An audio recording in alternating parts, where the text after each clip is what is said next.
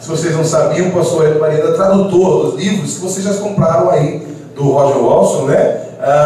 Contra o Calvinismo e a Teologia Arminiana. Quem tem esse livro já levanta a mão. Quem não tem ainda? Está esperando o quê, meu filho? Vá lá comprar esse livro, não é? Não demora não. E ele veio do estado de São Paulo, chegou ontem, vai estar conosco hoje, amanhã está retornando. E nós gostaríamos de, como fizemos aqui com todos os demais palestrantes, aplaudir a Jesus pela vida desse servo de Deus. Seja muito bem-vindo, muito bem-vindo mesmo, em nome de Jesus. Deus abençoe, servo de Deus. Graças a Deus. Os irmãos podem tomar assento, né?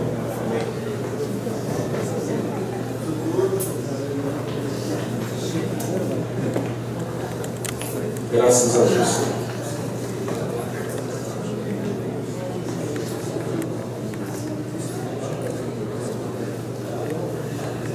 Meus amados irmãos, é uma honra, né, estar aqui juntamente com os irmãos nessa primeira conferência cristã arminiana. Eu dou graças a Deus pelo Instituto, né, Jacó Armínio, que nasce, que está nascendo bem, graças a Deus. Agradeço também a vida do nosso amigo e irmão Carlos e a todos os irmãos aqui presentes, aqueles que têm de alguma maneira ajudado, né, para que nós nos fortaleçamos cada vez mais no estudo da soteriologia arminiana, que é a nossa herança teológica. Então dou graças a Deus por isso. E a minha palestra da manhã, ela trata da vida e obra do teólogo, pastor e professor Jacó Armínio. Então aqui eu tenho uma incumbência de apresentar um pouco, né, fazer um resumo da vida e de alguma das obras de Jacó Armínio. Eu gostaria de, para quem não viu, nós temos aqui uma foto, né, do Jacó Armínio, que é a capa do livro Teologia Arminiana, e que é uma foto. Aqui, ó, ele. Verdade.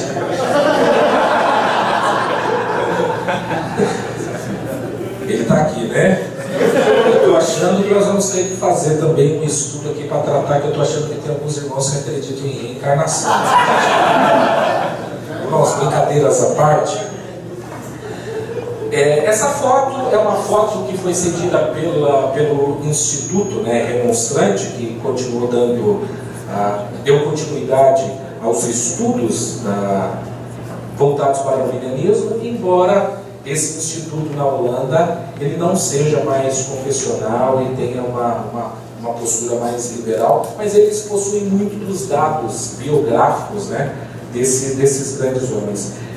Acredito que já foi citado aqui ontem também, quer dizer, a mesma imagem da capa desse livro de Jacó Armínio, Teólogo da Graça, e que nós esperamos que em breve também esteja aí no mercado editorial brasileiro. Eu gostaria de deixar os irmãos cientes de que eu abracei a causa editorial, então eu tenho buscado dentro das minhas forças e dentro daquilo que o Senhor me concedeu, tentar trazer o máximo possível de obras arminianas para o mercado editorial brasileiro.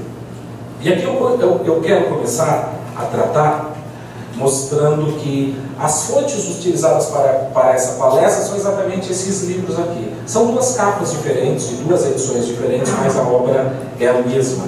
Então nós temos ali Armínio, um estudo da reforma holandesa.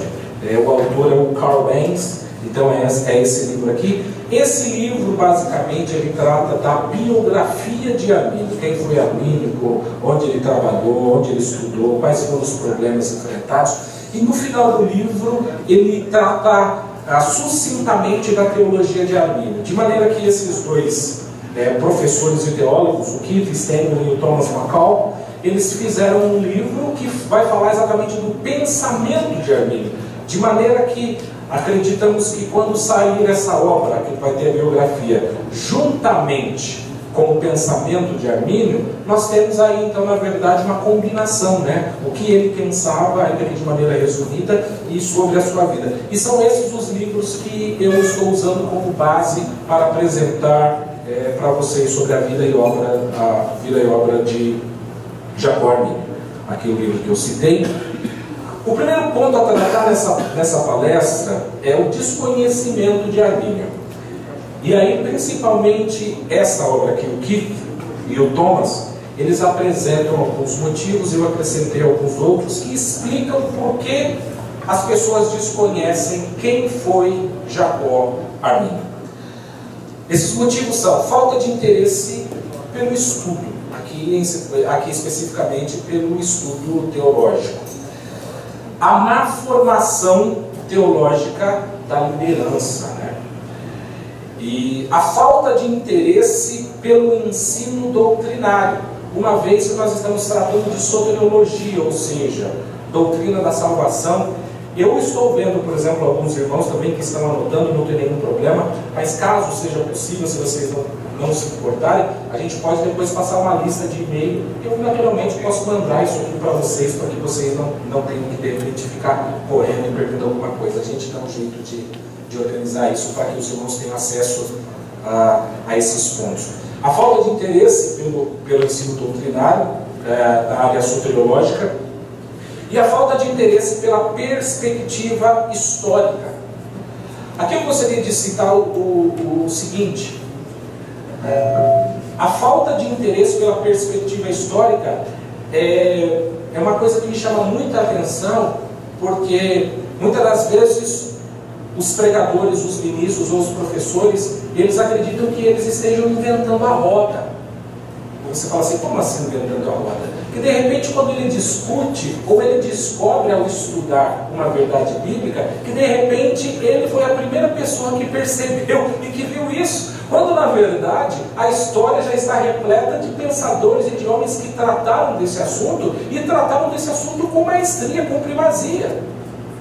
Então, muitas das vezes existem, ainda que não de maneira tão profunda, estudos feitos na igreja, e aqueles estudos são apresentados como que de repente aquela pessoa fosse um autor de determinado estudo. Por quê? Porque ele não tem uma perspectiva histórica. E aqui eu me adianto para dizer o seguinte: Jacó Arminio foi um exímio professor nessa questão. Ele disse: existe a importância de saber o que a história, os maiores pensadores, os grandes homens de Deus pensaram e o que eles escreveram e apresentaram sobre determinados temas. Ou seja, o que o Jacó Arminio chama de teologia da recuperação, ou seja, o que os meus antepassados, os que os cristãos de outras épocas e eras e outras nações falaram sobre determinado tema, o que eu posso beber dos estudos desses homens para que eu não venha de repente a incorrer em heresia ou de repente ficar raso em determinados temas, que é o que nós estamos fazendo hoje. Ou seja, hoje, ao falar sobre a vida e obra de Arminio, nós estamos fazendo um pouco da teologia da recuperação. Quem foi esse homem? O que ele acreditou? O que ele escreveu? E qual é o impacto da vida dele na nossa teologia nos dias atuais? Nós temos também aqui obras escritas em latim e holandês, ou seja, Jacó Arminio, ele nasceu na Holanda. Naturalmente, escrevia em holandês e escreveu também muito em latim. Então as obras dele, ou seja, no original, as obras originais de Arminio, estão escritas em holandês e latim, e muitas vezes escritas em latim, traduzida para o holandês. Sendo que nem todas as obras de Arminio, ainda hoje nos dias atuais, foram traduzidas, ou seja, existem muitas cartas deles que ainda precisam de pensadores, de homens que queiram ir lá traduzir e estudar para apresentar.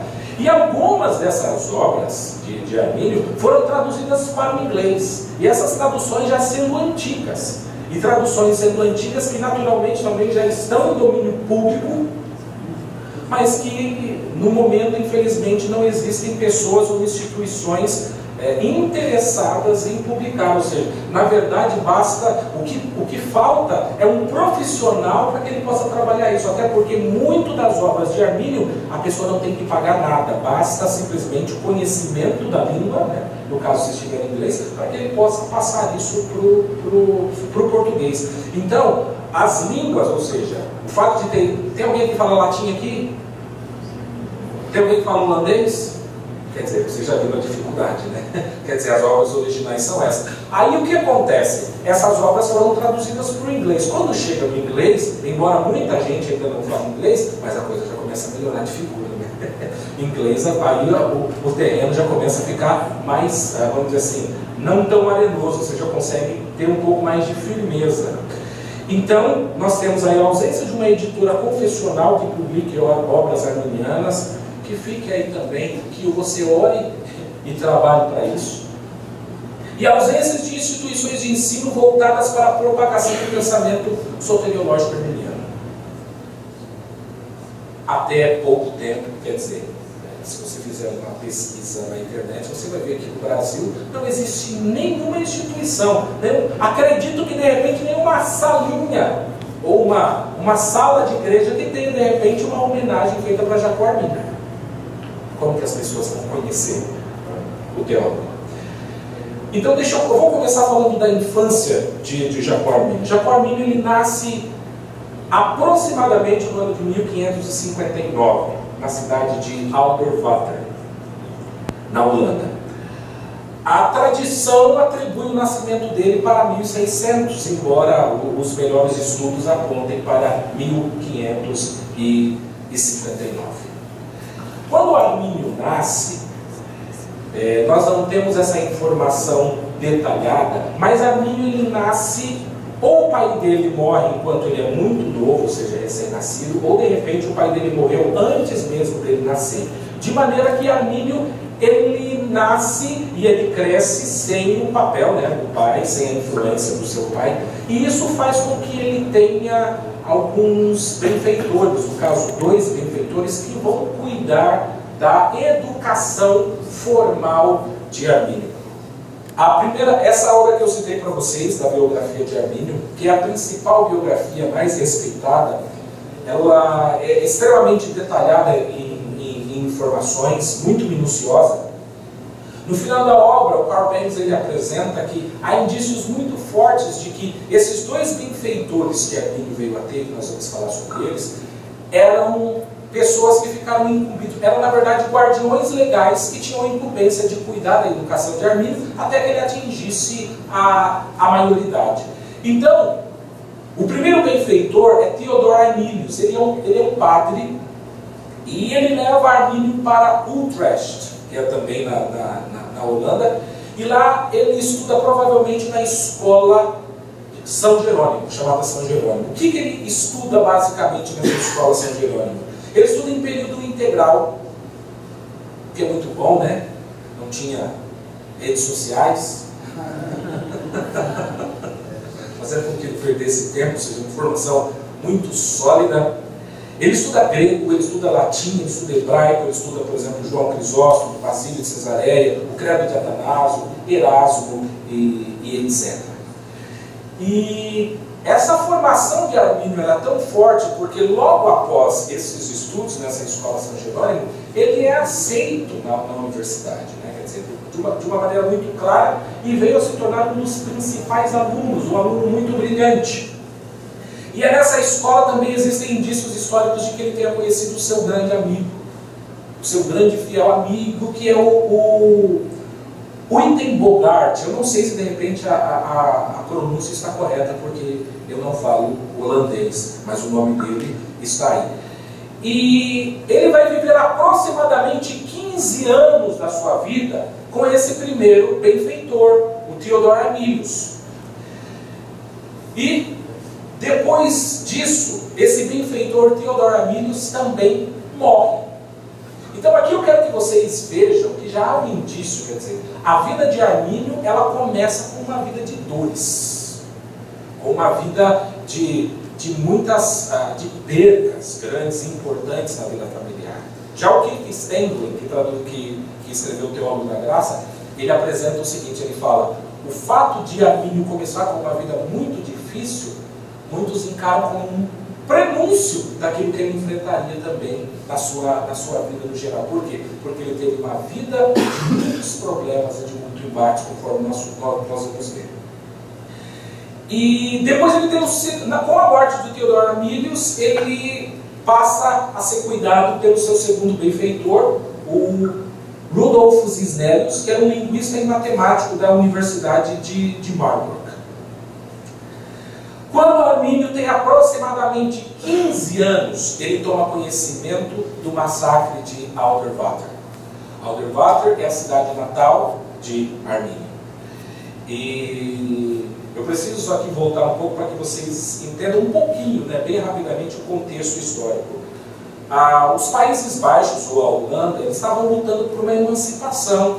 E eles estavam sob o domínio dos espanhóis, e naturalmente espanhóis católicos. E nessa luta, os espanhóis então vão e invadem a cidade de Alderwater, aonde a família de Armínio, ou seja, mãe, irmãos, estavam. E esse massacre, meus amados irmãos, foi um massacre foi algo muito sangrento, foi algo muito difícil. E mais uma das coisas que Armínio veio a enfrentar na sua vida. Eu fiz aqui a tradução de um dos testemunhos oculares, né, do que foi passado, do que aconteceu naquele massacre. Eu gostaria de ler. Não é uma história bonita. Primeiro, os soldados de defesa, ou seja, os que estavam na muralha da cidade de Alderwater, que estavam sobre as muralhas, foram esfaqueados ou receberam tiros. Os que fugiram para a cidade foram perseguidos e mortos. Então o massacre passou a vitimizar também os não combatentes. Mães eram mortas diante de seus filhos, filhos eram mortos na presença de seus pais. Meninas e mulheres eram estupradas diante de seus pais e maridos, e posteriormente todos eram mortos. Nenhuma pessoa em nenhum lugar ficou imune à pilhagem dos invasores. Quando as freiras do convento, aqui um parênteses, naturalmente católicas, os invasores, os combatentes que estavam invadindo a cidade eram católicos. Então esperariam que por eles serem da mesma religião, que de repente eles poupassem as freiras, mas não foi o que aconteceu. Quando as freiras do convento foram descobertas, elas imploraram e advogaram ser católicas romanas fiéis.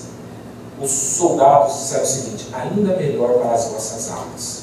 Era o que os soldados diziam enquanto as estupravam e as assassinavam. Ou seja, quando aquelas próprias freiras católicas disseram: não, mas nós somos católicas romanas, eles disseram: bom, já que vocês acreditam em Deus e vocês acham que vocês vão para o céu, então nós estamos fazendo um bem para vocês. Então isso aqui é um relato para que vocês possam entender o que foi esse massacre que assolou a cidade de Alderwater. E nesse massacre, Armínio perde a sua mãe, os seus irmãos e as suas irmãs, aos 15 anos. Vocês estão lembrando aí, né? Ele nasceu sem pai, recebeu um benfeitor, né? Um guardião legal, que depois também veio a falecer, e aos 15 anos ele perde toda a sua família imediata, ou seja, agora aos 15 anos ele já não tem pai, ele não tem mãe, ele não tem irmãs e ele não tem irmãos. O relato então diz que Armínio chora por semanas e semanas em virtude do descobrimento. E ainda a cidade de Alderwater, estando sob o domínio dos soldados espanhóis, ele decide ir até a sua cidade natal para ver o que aconteceu. E ele conhece, quando ele resolve visitar essa cidade, foi um ato que alguns podem entender isso como heroísmo, outros como de repente estupidez, quer dizer, ele poderia ter sido morto, né? Poderia ter, enfim, mas ele quis visitar a cidade e ele visita e depois ele retorna a Marburgo, né? Marburgo, onde ele estava, e segundo os relatos ele faz todo esse trajeto a pé, aproximadamente 400 quilômetros. Logo após esse período, Armínio ele começa os seus estudos universitários. E Armínio ele vai para a cidade de Leiden. E é aqui que nós conhecemos a primeira forma latinizada do seu nome, né? Nós estamos usando aqui em inglês Jacob Arminius, né? Traduzido por Jacó Armínio, mas o nome dele é Jacobus Harmenson. Então, essa era uma tradição que os universitários, os teólogos, os alunos, eles usavam de latinizar o seu nome. E aqui nós temos então a primeira apresentação e uso do seu nome dessa maneira. E Armínio ele é um aluno exemplar. Ele é tratado pelos professores como uma referência entre os seus como alunos, e entre alunos ele também ele é um líder natural, de maneira que algumas pessoas, alguns relatos mostram que quando tinha alguma briga, alguma disputa, algum problema, eles sempre levavam já o Armínio para que ele tratasse e procurasse fazer a reconciliação daquele determinado caso. E Armínio, em Leiden, ele conhece o professor Caspar Jenson Kulhais, que era um professor que estava envolvido em um debate com outro professor. E dentre esse debate estava naturalmente a doutrina da predestinação.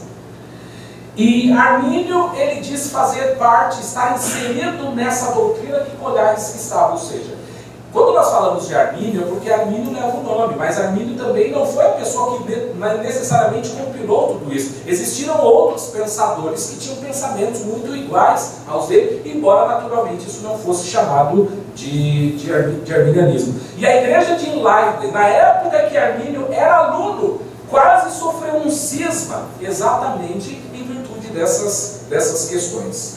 E então em Leiden também que Armínio entusiasticamente adota a lógica de Pedro Rami, Pierre de la Ramée, o ramismo. E depois disso, depois de passar por um período na Universidade de Leiden, Armínio então ele vai para Genebra, no ano de 1581. E é em Genebra que ele conhece Theodor Beza, que é o sucessor de Calvino. Ele é aluno então de Theodor Beza. E em Genebra surge uma controvérsia com Armínio em razão do ramismo, ou seja, Armínio estuda o ramismo e domina tão bem o ramismo que os alunos passam a procurar Armínio e, embora ele sendo aluno, pedem para que ele lhes dê aula. E isso causa problema com o professor de filosofia da época. Quer dizer, tem um professor que deveria apresentar as vertentes filosóficas da época. E os alunos estão mais interessados em aprender com o aluno do que com o professor. Aí a situação fica complicada de maneira que Armínio ele acha que é melhor, então, ele sair de Genebra para evitar controvérsias. E aí, então, ele vai para Basileia. E Armínio torna-se também na Basileia, como sempre um excelente aluno, o favorito de Grinaus, que é o deão, o reitor daquela universidade. Ele é professor de literatura sagrada e deão da faculdade de teologia.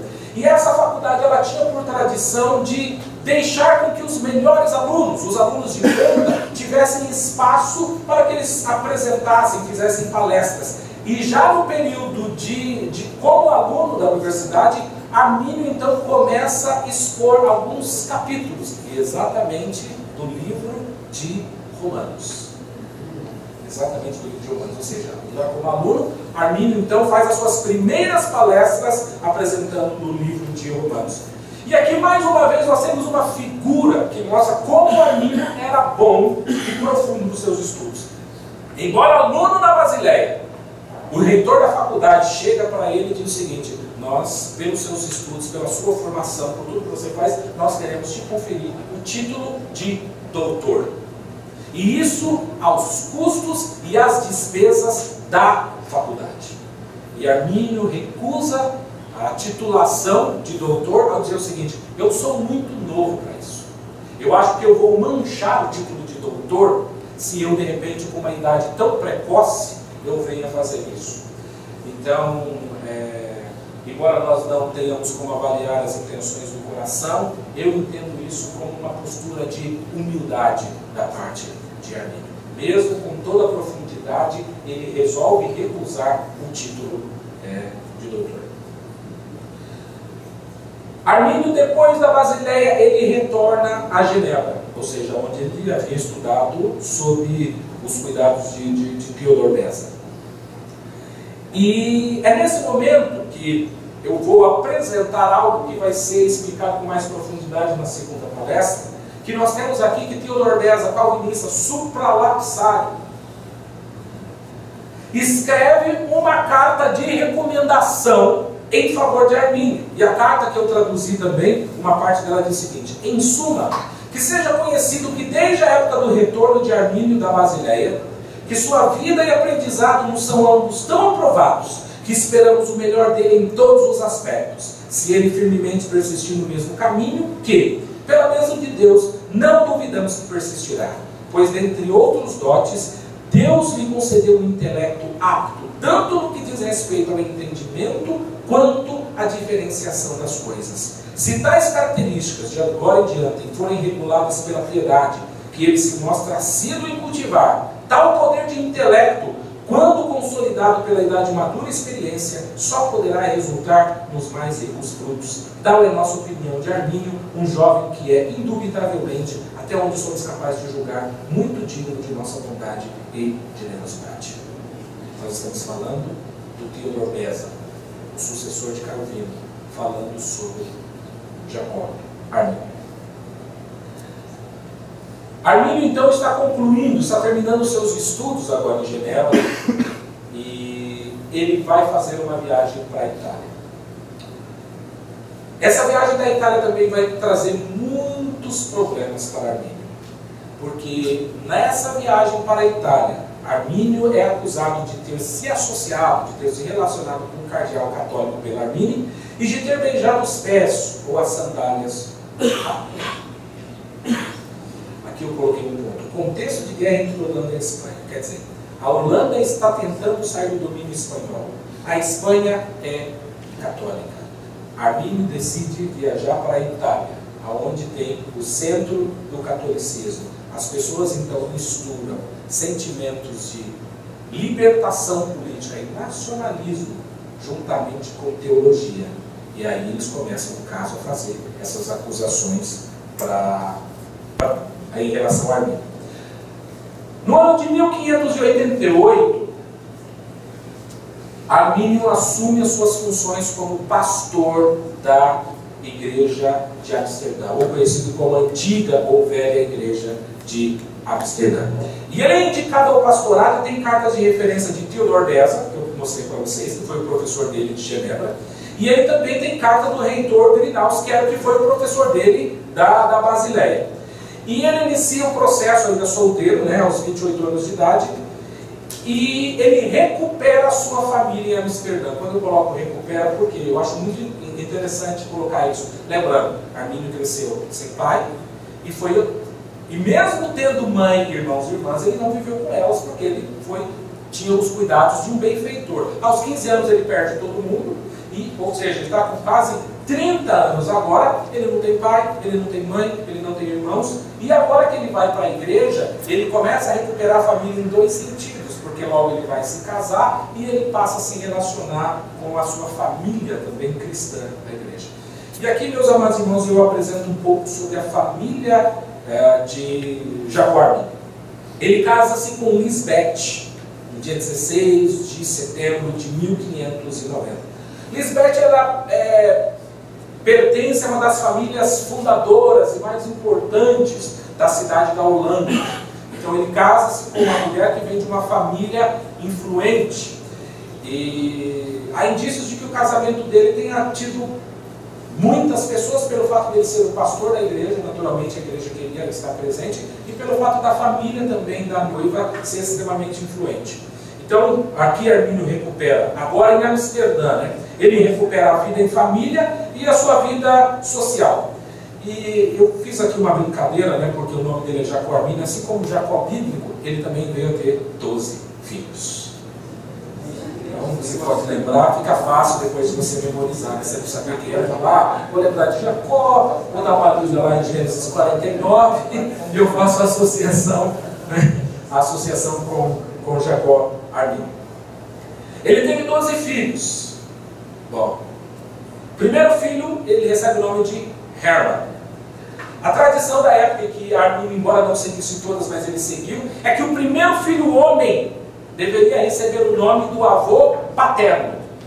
Então ele vai dar o nome de Hermann. Só que Hermann falece um mês após o nascimento. E é enterrado exatamente no terreno da igreja.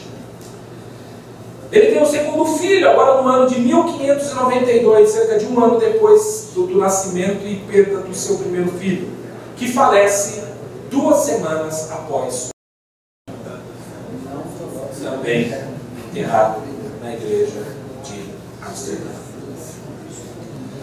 Aqui eu aponto que a mortalidade infantil na época naturalmente era alta, mas eu queria apenas fazer um adendo, embora não haja um estudo sério sobre isso. Existem algumas pessoas que talvez queiram associar a morte de alguns infantes com o batismo infantil. Lembrando que Jacó Armínio, ele está dentro do contexto da Igreja Reformada. E naturalmente a Igreja Reformada realiza o batismo infantil. E algumas pessoas tentam associar que o fato de você tirar uma criança tão cedo, tão pequena, e ainda mais na Holanda, em que a temperatura em algumas áreas do ano é muito fria, que poderia isso afetar de alguma maneira na morte, mas até agora não temos nada sério, indícios fortes que possam causar alguma associação entre essas duas coisas. E aí ele tem uma terceira filha, Engelte, né? Vamos chamar aqui de Angélica, mais fácil a pronunciação, terceira filha. É a terceira filha, mas é a primeira que sobrevive.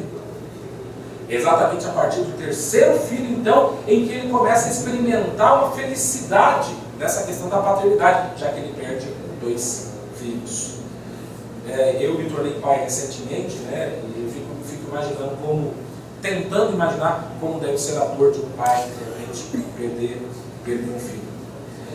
E aí ele tem o 4º filho, Herman. Preste bem atenção, é o terceiro Herman, porque os primeiros 2 morreram. É o terceiro filho com o mesmo nome, Herman. Ou seja, é o 4º filho, o terceiro com esse nome, esse sobrevive. E é batizado exatamente no dia de Natal, ou seja, 25 de dezembro. Ele tem Peter, né, o Pedro, o 5º filho, que nasce em 1596, graças a Deus também sobrevive, e Jean, o 6º filho, que nasce em 1598, recebe o nome em homenagem a Johann, ou Jean Wittenbogart, que é o grande amigo de Armínio, sobrevive também, graças a Deus. Ele tem o 7º filho, Lawrence, recebe o nome do avô materno, e veio a falecer também. 27 de 12 anos, 600, ou seja, é o terceiro filho que Armínio perde. Aí, ele tem o 8º filho, que recebe o nome também de Lawrence, o segundo com esse nome, que nasce em 1601 e sobrevive. O 9º filho recebe o nome do pai, Jacó, nasce em 1603. Vocês viram lá, de 1588 a 1603, ele exerceu o seu pastorado. De 1603 até 1609, ele exerceu 6 anos como professor.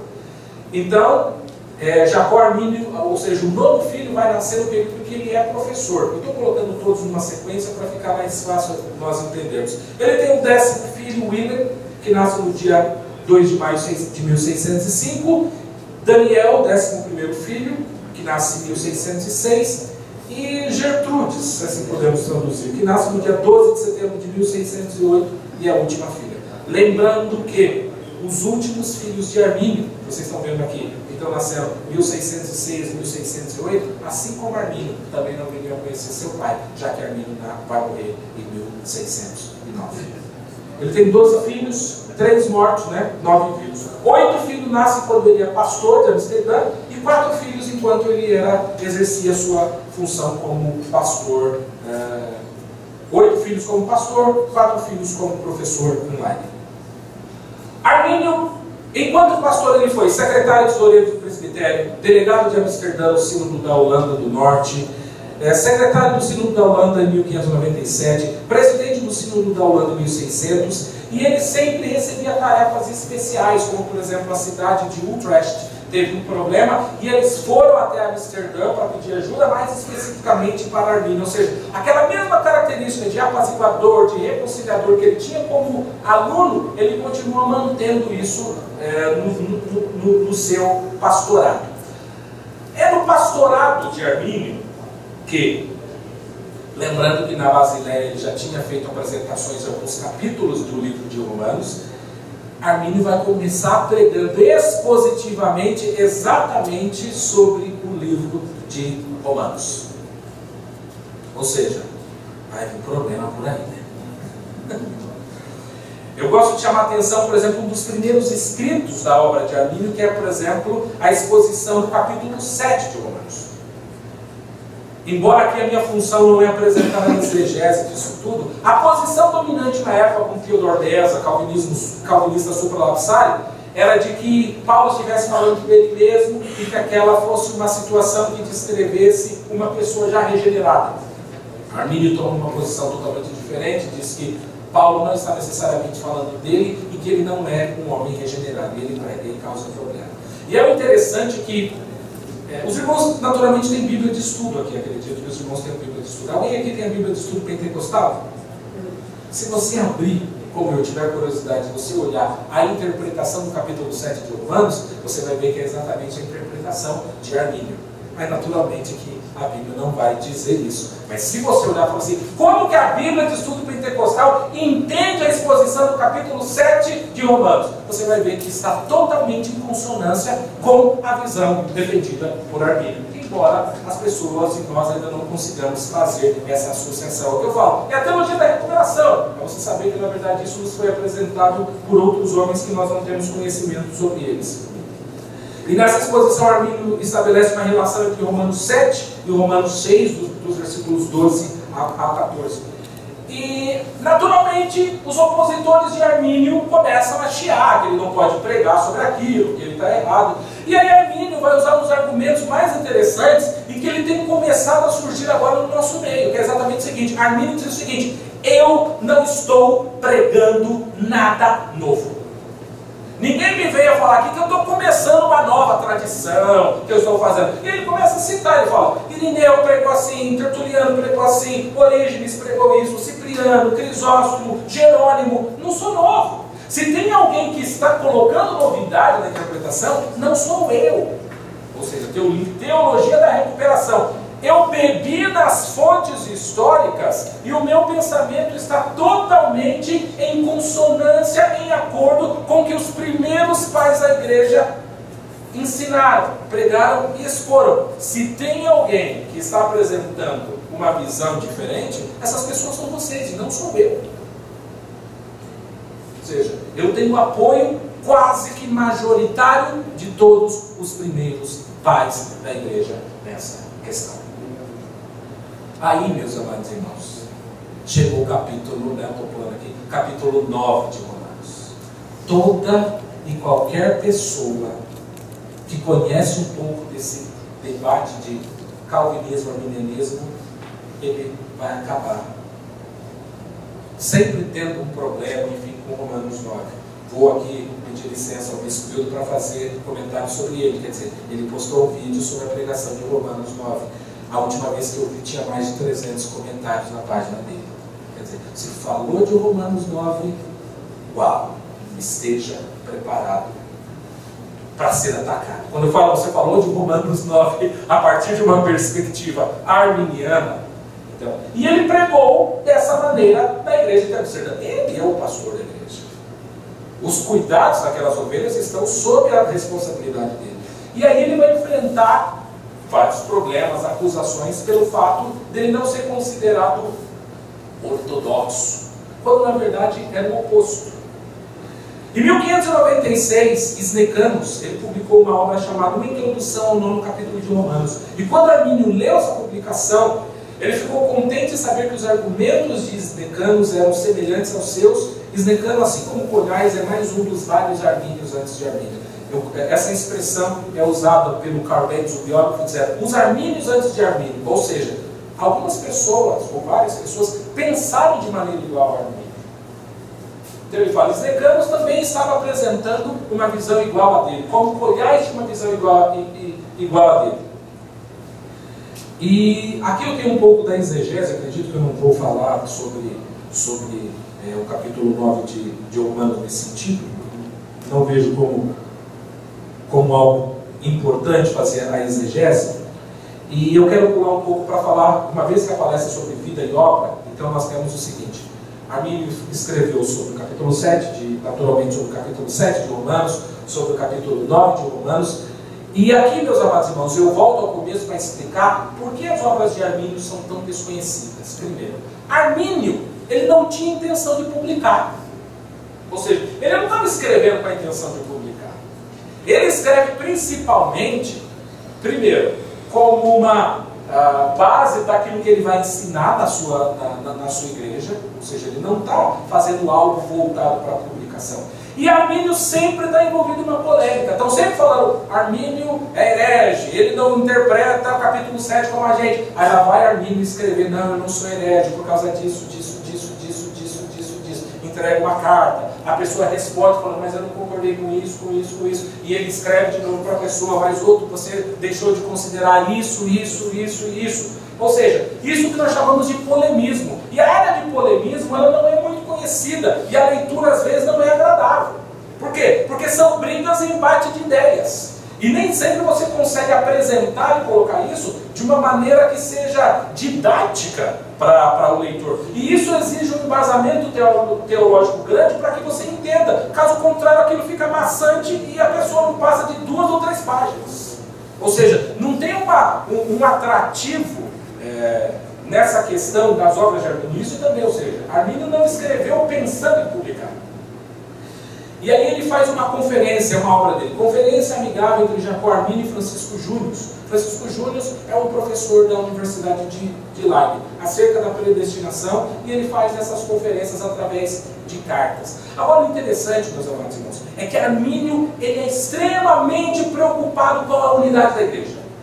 Embora Armínio tenha uma posição e ele apresente, ele evita ao máximo causar confusão ou problemas. Ou seja, ele escreve cartas, e essas cartas necessariamente não são apresentadas à igreja. Ele fala, esse é um debate entre teólogos e pastores, e que de repente alguns membros não precisam tomar conhecimento, para achar que de repente nós estamos divididos. Ele não tem essa postura de querer mostrar. E ele sempre tenta se reconciliar com essas pessoas. Uma coisa que me chama muito a atenção, eu acredito que nós, naturalmente como cristãos e como herdeiros daquilo que Jacó Armínio nos deixou como legado, é que Armínio é extremamente conciliador. Ou seja, Armínio é atacado por todos os frontes, mas você não encontra uma palavra de ira ou uma palavra de Jacó Armínio falando algo que não tivesse fundamento. Ou seja, ele é muito cauteloso. Ele não, ainda que ele tenha posições contrárias a algumas pessoas, ele jamais os acusa falsamente e ele evita. Ou seja, o espírito dele como cristão e como pastor é de um exemplo que a gente precisamos até de repente fazer alguma obra ou algo do tipo para mostrar a maneira como Armínio viveu. Ou seja, de uma maneira ilibada, de uma maneira que, se você olhar para o comportamento dele, você fala, eu não encontro algo que desabone Armínio como cristão, como pastor, como teólogo. A postura dele é irrepreensível. E é por isso que ele também é vitrine. Ele é sempre muito atacado, né? E William Perkins, que é um professor de Cambridge, se não me engano, professor de Cambridge, ele tem o mesmo problema que está começando a acontecer na Holanda, está acontecendo na Inglaterra. William Perkins é um professor calvinista que está escrevendo sobre a predestinação. Naturalmente, Armínio toma conhecimento daquilo e escreve o William Perkins, né, para falar para ele o que ele concorda e o que ele não concorda com a visão de William Perkins. Ou seja, Armínio, meus amados irmãos, ele está começando a ver que ele está cercado de calvinistas. E quando eu falo calvinistas, não é nem calvinista infralapsado. Ele está cercado só de calvinistas supralapsados. Então, ele é basicamente o escudo. Está todo mundo vindo com essa doutrina e eu sou o único ou o grande defensor dessa doutrina. E ele começa a defender a doutrina arminiana em todos os frontes. É contra o professor de Cambridge, é contra o professor de Leiden, é contra todo mundo. Ou seja, eu estou aqui procurando manter o equilíbrio doutrinário. E o Armínio ele escreve essa refutação para o professor Perkins, mas o professor morre antes que ele pudesse enviar essa contestação para esse professor. O Baines, né, o biógrafo de Armínio, ele diz o seguinte: esse exame do panfleto do Dr. Perkins sobre a ordem do modo da predestinação talvez seja a mais difícil das obras de Armínio. E como era de se esperar, é a obra que contém os ingredientes mais completos da doutrina da graça de Armínio. É um documento básico e basilar do arminianismo. Nosso problema também não está em português. Precisamos, trabalhar, nos organizar nesse sentido. Armínio ele enfrenta uma praga da peste bubônica que assola principalmente os anos de 1601 e 1602 na Holanda. E aí estima-se que aproximadamente 20 mil vidas se perderam nisso, com uma média de 1000 vidas por dia. Agora imagine você, e aqui existem vários pastores, que na sua cidade, onde você prega, existe um nível de mortalidade de 1000 pessoas por dia. Como você exerce o pastorado em uma circunstância como essa? Naturalmente que a praga e as mortes faz com que as igrejas lotem, né? Está todo mundo morrendo, pronto, eu vou para a igreja. Tem gente dentro, tem gente fora das igrejas. E aí você fala, por que será que isso aconteceu? É exatamente no contexto em que as pessoas estão morrendo bastante, que as pessoas começam a pensar sobre aquilo que é importante. O que é o céu? O que é a vida? Para onde eu vou? É a doutrina da salvação. Por isso que a doutrina da salvação foi tão importante naquela época. As pessoas também estavam passando por momentos de crises difíceis, né? Aí nós temos um relato de um ato heróico da parte de Armínio. Alguns biógrafos dizem o seguinte, que naquela peste descobriram que uma família estava infectada, né, com a peste bubônica, e que eles estavam com sede, e que eles queriam beber, mas ninguém queria naturalmente entrar na casa para dar alguma coisa de beber para aquela família, porque ao entrar em contato com a família, você corria o risco de ser infectado, e ser infectado, a morte era praticamente certa. E Armínio, ele deu dinheiro para que as pessoas comprassem água e levassem para aquelas pessoas que estavam gritando dentro de casa, agonizando em dor. E compraram a água, só que a água ficou lá fora de casa, ninguém tinha coragem de entrar para levar. E Armínio falou, bom, já que ninguém vai levar, eu mesmo vou lá e levo a água para poder saciar. É um dado interessante, né, sobre algo da vida de Armínio. E é nesse contexto de muitas mortes que Armínio, então, enfrenta um problema com a doutrina da perseverança dos santos, ou com a doutrina, ou talvez com o entendimento dessa doutrina.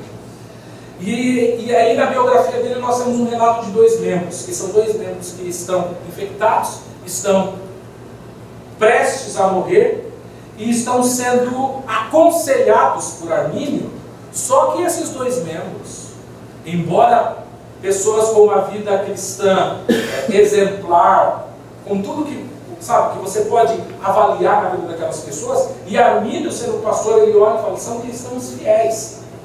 Mas aqueles cristãos, eles têm dúvida da salvação. Eles estão prestes a morrer e eles estão dialogando com Armínio para falar, Armínio, nós não temos certeza, embora nós tenhamos passado a vida na igreja, aceitamos Jesus, fazemos tudo o que Ele nos pede para que nós façamos, é tudo possível, mas eu não tenho certeza de que eu vou para o céu. Então Armínio fala o seguinte, tem alguma coisa errada com essa doutrina. Por quê? Porque pessoas que são cristãs fiéis, que têm uma vida exemplar e libada, de repente elas passam por essa crise interior justamente no momento que elas mais precisam, ou seja, quando estão praticamente no leito de morte. E Armínio começa a repensar o que estava sendo apresentado sobre a doutrina da perseverança dos santos.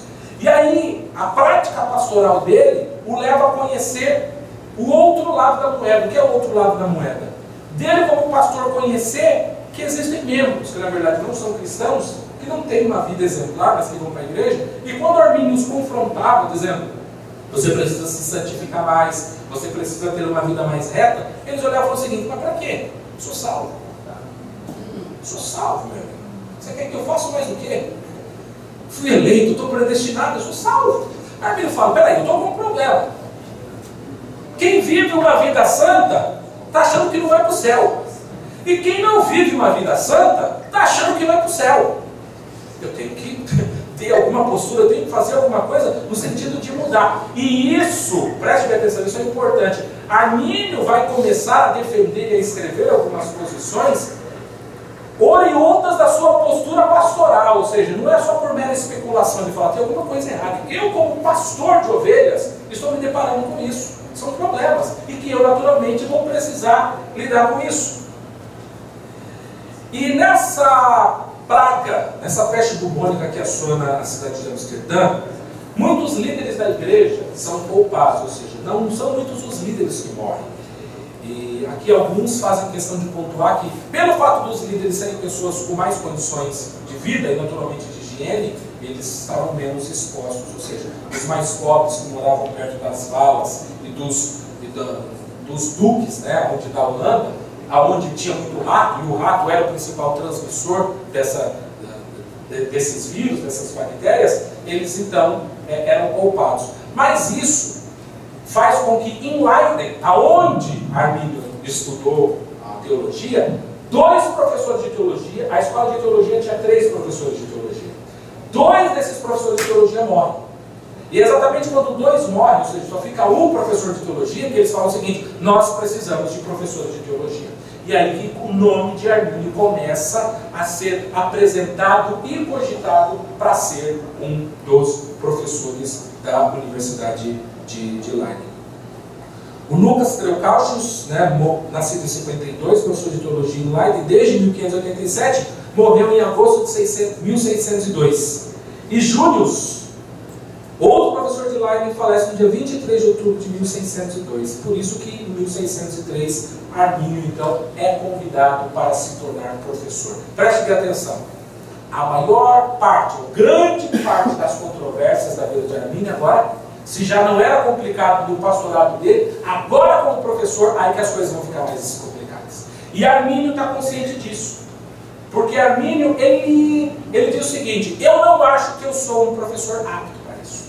E ele começa a dizer outra coisa. Primeiro, eu vou ter que ir para Leiden. A minha família mora em Amsterdã. Eu não gostaria de ficar longe dos meus familiares.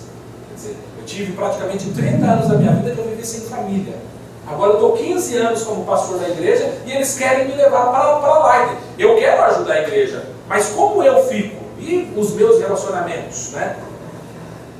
E ele diz o seguinte, eu acho muito interessante, eu postei essa frase no nosso grupo, na internet, eu gostaria de citar, essa frase diz o seguinte: há uma santificação pessoal que não pode ser alcançada a não ser pelo homem que sinceramente desempenha os santos ofícios do ministério pastoral. O que ele quer dizer?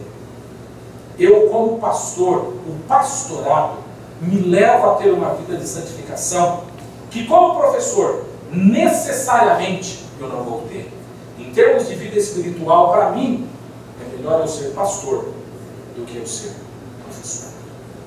São algumas das objeções de Armínio para que ele não para que ele não assuma o pastorado em Leiden. Hugo Grosso, uma pessoa conhecida, né, nessa época da vida de Armínio, ele era aluno de direito em Leiden, queria que Armínio aceitasse o cargo de professor. O Antônio Tícius, que era professor de teologia em Harvard, também queria Armínio como professor. Mas os professores que estavam em Leiden, eles eram calvinistas supralapsários.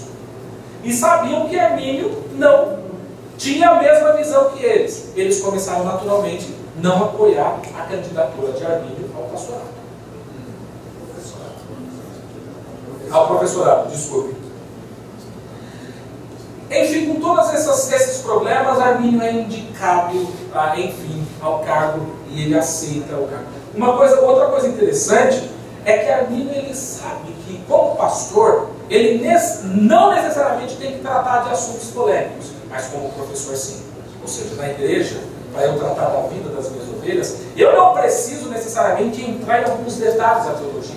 Por quê? Porque de repente isso não é necessário. Mas como professor, eu não posso me esquivar ou sair disso. Ou seja, eu sei que eu vou ter problemas, porque na hora que for chegar nas áreas em que eu tenho uma visão conflitante ou diferente deles, eu vou expor o que eu penso. E aí, naturalmente, o problema virá.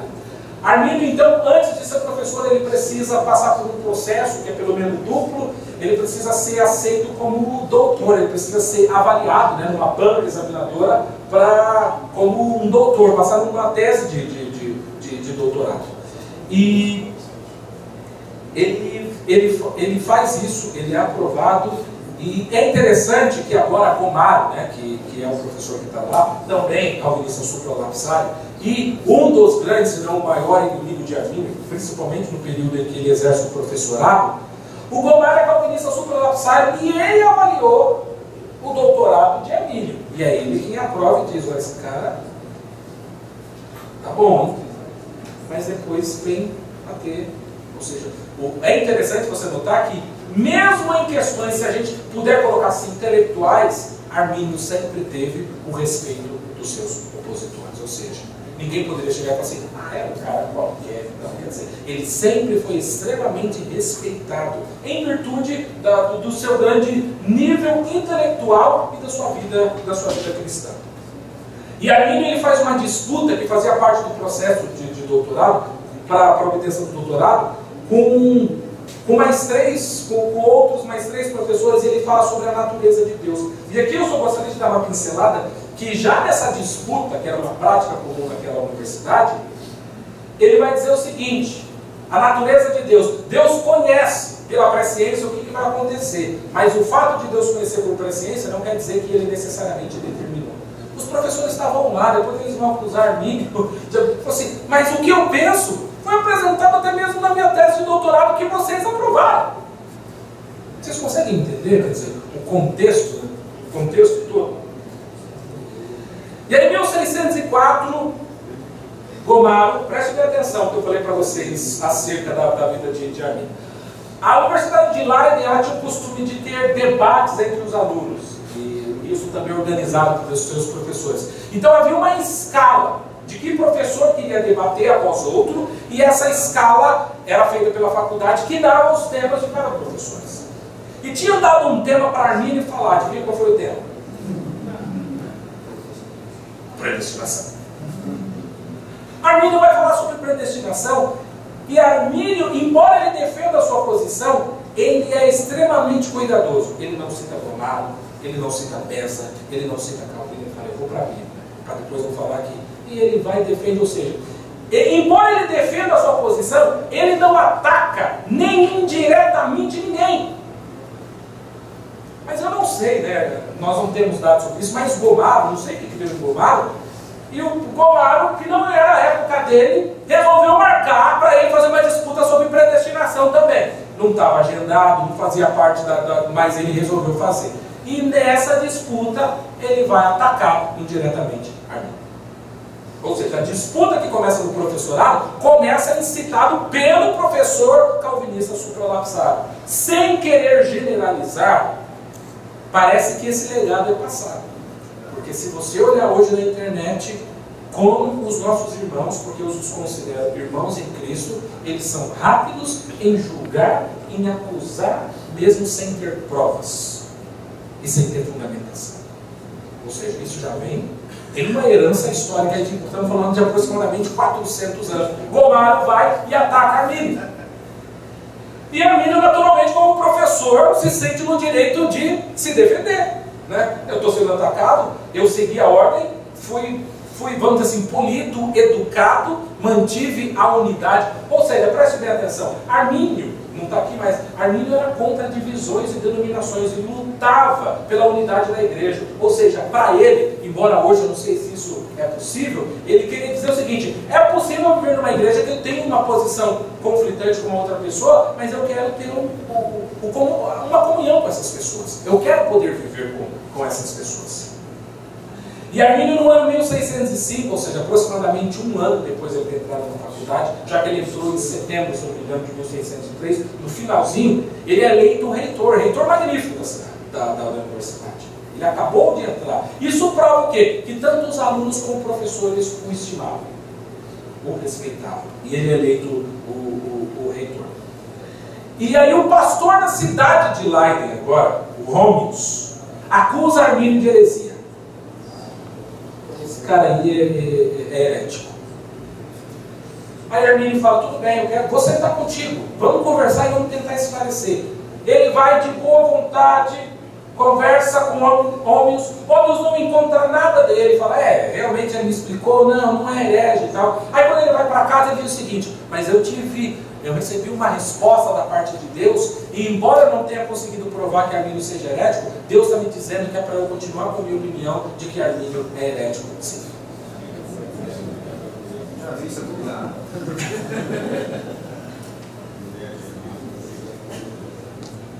É um homem de dores, né, meus amados irmãos?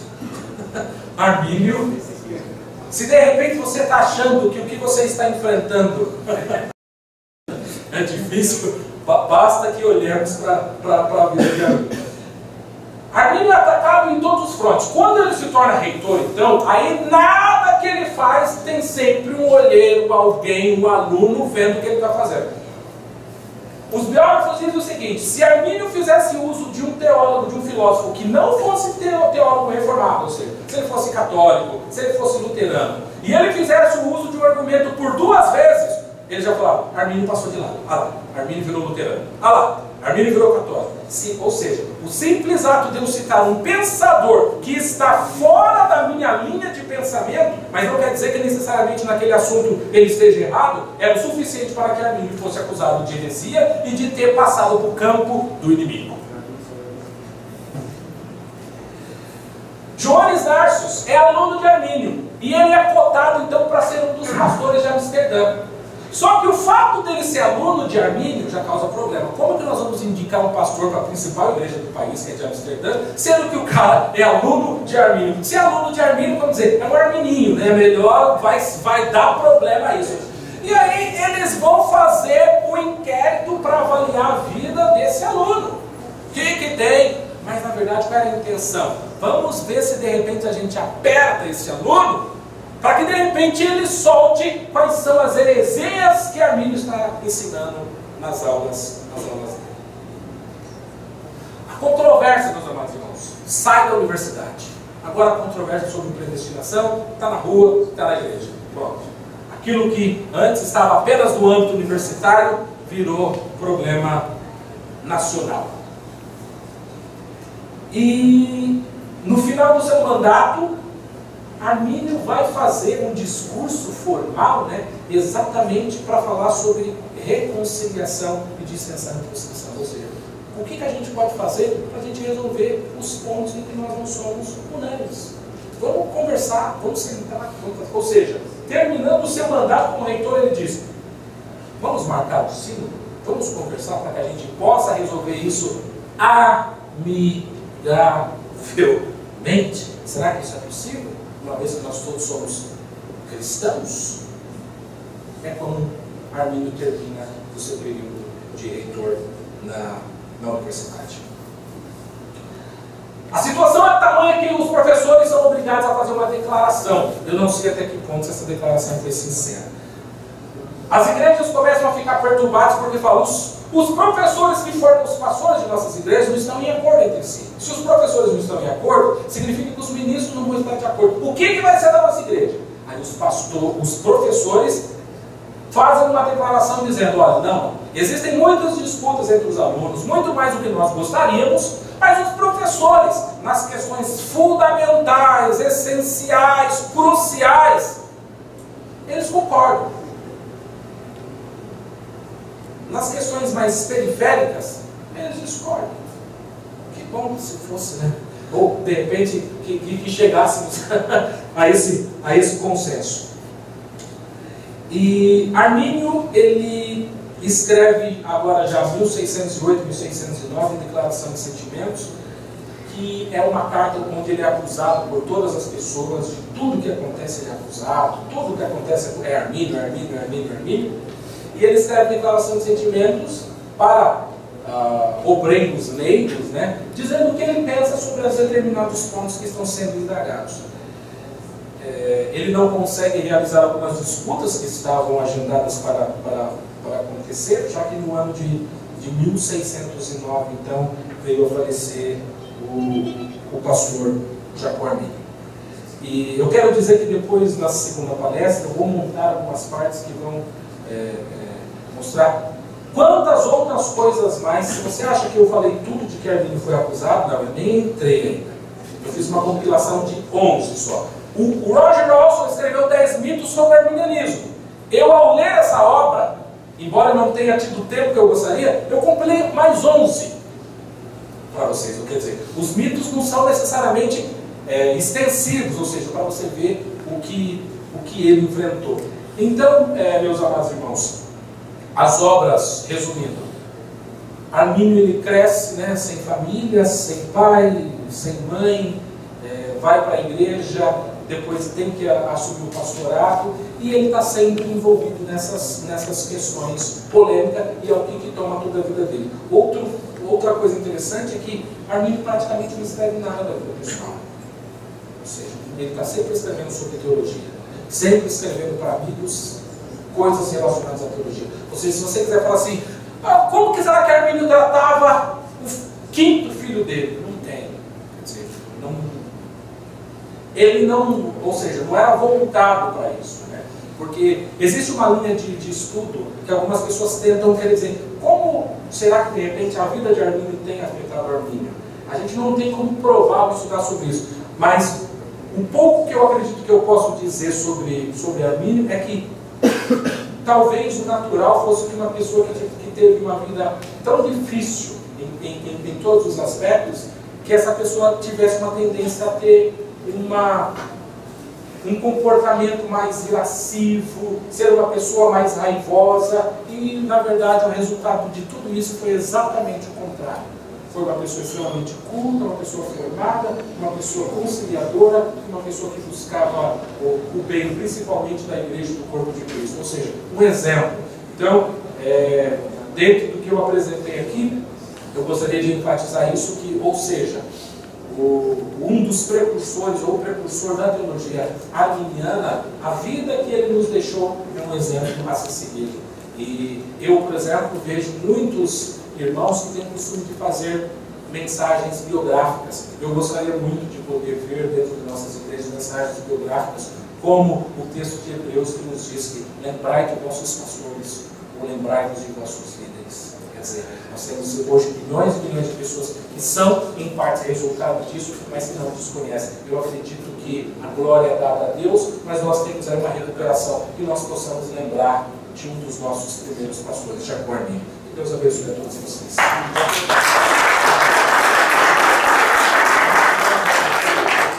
Como foi a morte dele? Desculpa, a morte de Armínio. Armínio, no ano de 1604, ele já mostrava sinais de doença de tuberculose. E ele lutava com essa doença que foi se arrastando, e chegou um momento em que não dava mais, né? Tanto que no final, já no pastorado, aliás, no professorado, ele já não tinha mais tanta força e vigor para combater as pessoas. Por quê? Porque a vida dele já estava em frente. Ou seja, além de ele ter que enfrentar teologicamente, ele ainda tinha um problema na carne, vamos dizer assim, um espinho na carne que ele tinha que enfrentar. E isso também não deixava com que ele pudesse expor, viajar ou fazer coisas que ele gostaria. Também talvez é uma possível referência de que todos esses problemas também, naturalmente, de alguma maneira, ajudam a piorar o estado de saúde de uma pessoa que está tentando se recuperar de uma doença.